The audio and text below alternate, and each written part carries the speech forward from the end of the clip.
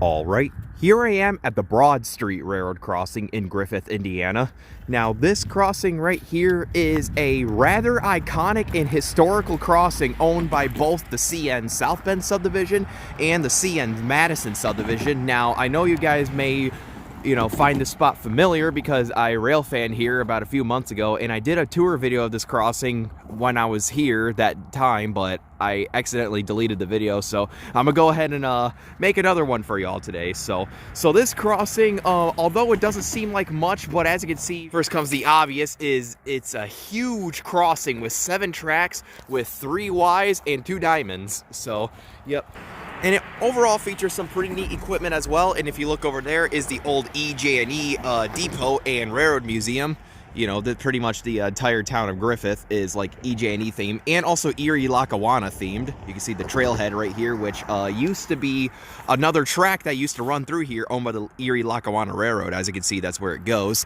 And I'm pretty much just gonna tour as much as I can here as like a little special bonus crossing tour video for you guys today.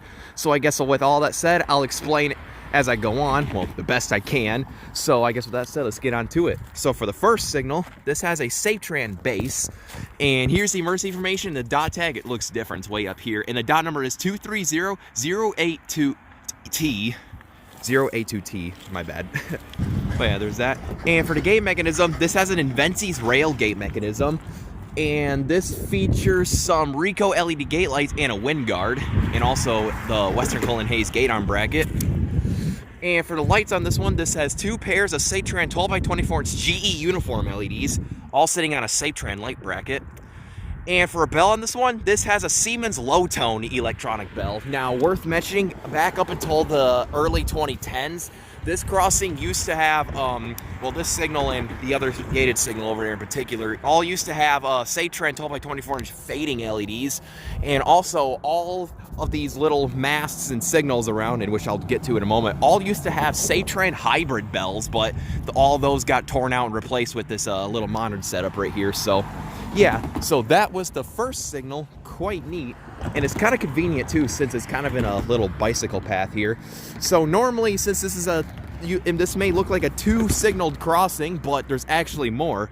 As you can see, that right there is a bell pull, and I'm gonna go ahead and just cross the street and tour it for you as soon as the traffic clears. So yep, here we go. So let's go ahead and get on to the next signal, per se. So for this one, for the mast, this has a SafeTran 4-inch base with the Louisville, Kentucky logo. And as you can see, there's no dot tags, no lights, no gates, but on the very top, the bell on this one is a SafeTran Type 3 electronic bell, which is set at low tone.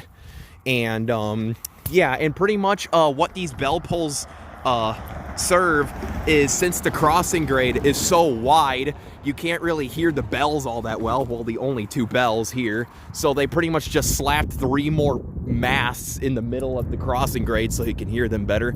So yeah, now let's go ahead and move on to the next one over here. So here's the second bell pull, which is pretty much similar to the first one that I just explained. Has another SafeTran 4-inch base with the Louisville, Kentucky logo. And for the bell is another SafeTran Type 3 electronic bell set at low tone.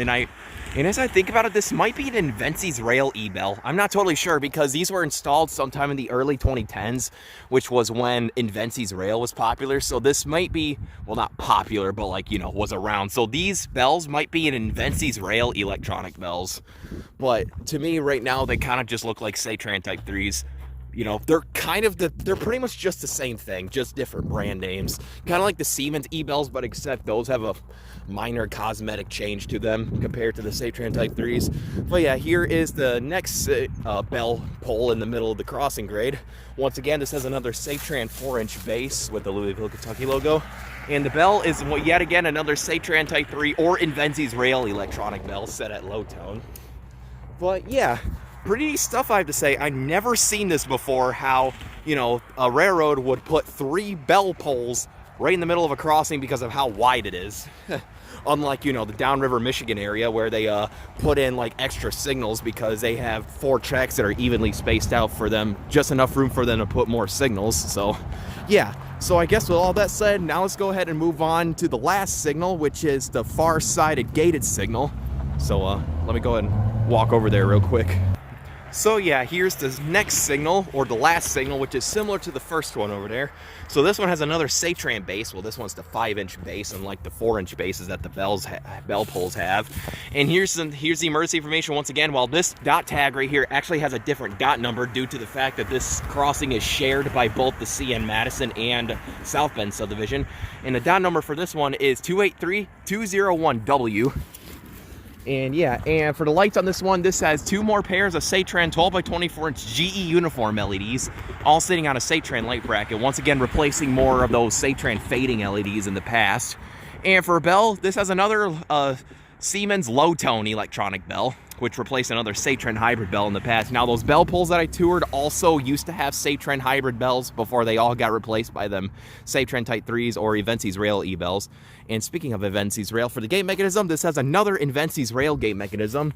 And this one features some more Ricoh LED gate lights and a wind guard. Now, one last thing worth mentioning about the equipment here is the bell wiring, which is quite unique. Now, for the bell wiring on this one, all of these bells ring at activation, well, supposedly, you know. But however, the 3 bell poles in the middle and the bell on this particular signal right here ring all the way up until the gates start rising. But for the bell on this signal over here, all the way over there, that bell only rings when the gates are going down, which is weird, but I guess that's the way they had to wire it, I guess to reduce noise pollution or something. But yeah, I guess that's the little setup that's here at Broad Street and Griffith. But yeah, I guess all that said, that was all the equipment here to show at Broad Street and Griffith. Here's the relay case. Well, the relay case is, I think that one's over there, yep. And right there is the case for actually the CN Madison sub AEI reader in Griffith. And as you can see over there is the Griffith control point, where all the signals here get controlled by. But yeah, I guess with all that said, let's go ahead and take a look at the many track views of this crossing. So I guess to start out with this Y, which is barely used. Usually this little Y right here, or spurt, or the siding track is only used when trains are building in the yard over there.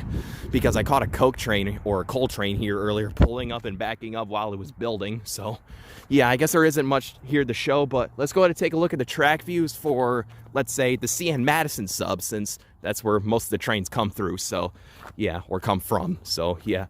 Oh, would you look at that? You can even see an old C-Tracks Think train crossing plaster in the sidewalk that's heavily faded. Also, another thing worth mentioning, this crossing is also a quiet zone due to the fact that it's right in the, you know, middle of downtown Griffith.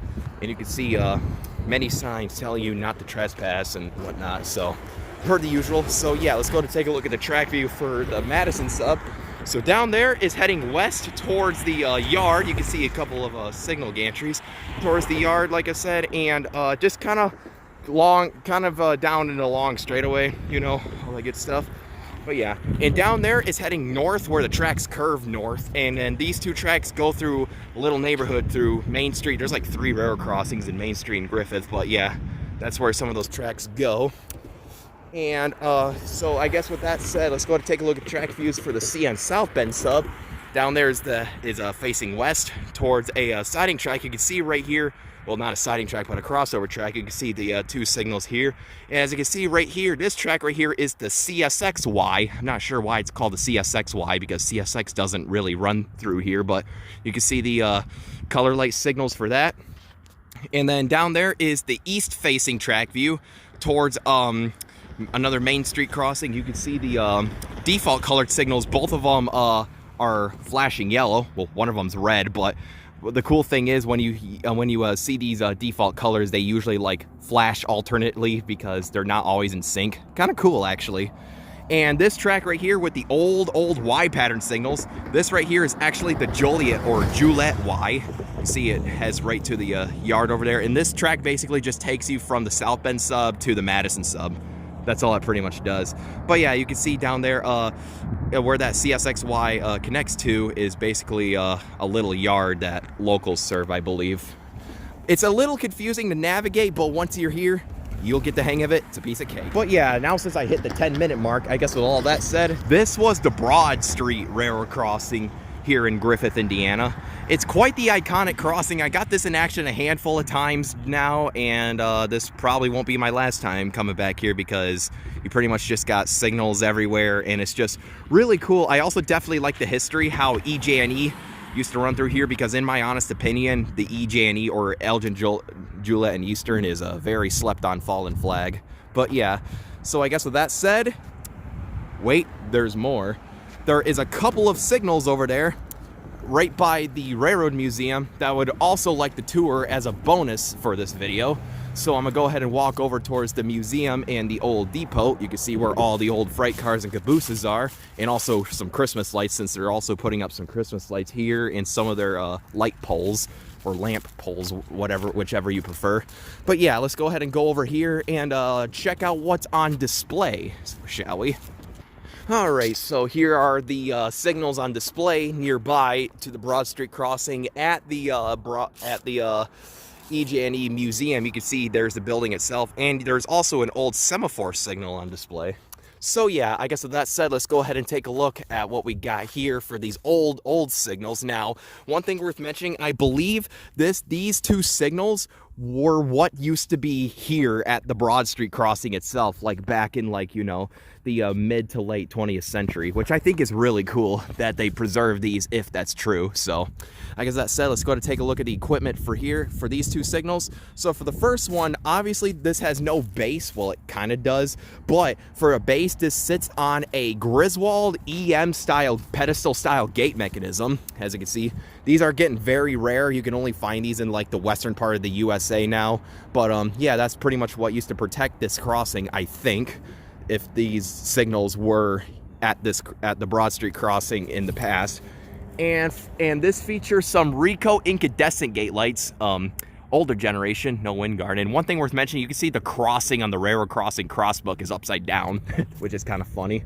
But yeah, and for the lights on this one, this has two pairs of Griswold Type B 8-inch lights, all sitting on a Griswold light bracket, all incandescent, as you can see. And I believe the lenses are made of glass, which is pretty cool. And this signal has no bell on it, but as you can tell, this has seen better days. This is in very rough shape. You can definitely tell that these have been in service for a long time, and you can see that they bungeed up the gate to stay up so it doesn't fall down. So yeah, that was the first signal. Now let's go ahead and take a look at the second one over here, which is similar to the other one, but I'm gonna tour it for you guys as a little bonus. So for the second signal, which is similar to the other one, this one sits on another concrete foundation. And as for the gate mechanism, this has another Griswold EM pedestal style gate mechanism. Pretty iconic gate mechanism, if you ask me. Look how big them counterweights are. Sheesh. And this gate features some more Rico incandescent gate lights, older generation, no wind guard once again. And if you look up here, there is an old scribbled out dot tag. I believe, you know, like an EJ&E or Grand Trunk Western dot tag, one of the two, most likely EJ&E. But yeah, and for the lights on this one, this has two more pairs of Griswold Type B 8-inch lights, all incandescent, sitting on a Griswold light bracket, in which, as you can see, the front plate for the light bracket is just hanging by a thread. You can even see the inside of it. Yep. Once again, I believe these are made of glass. I don't think so. That feels like plastic. But yeah, you can see the 2-track sign and railroad crossing signs is heavily faded. And for the bell on this one, this has a Griswold mechanical bell. Now, I'm not sure if the people here activate these for like show. I highly doubt it though. You can see the cords hanging up the gate on this one as well. And yeah, and also I'm not going to shake the signal to ring the bell because first of all, it's leaning, and second of all, I might get in trouble or something, but I'm not going to risk anything. But yeah, that's a Griswold mechanical bell for you.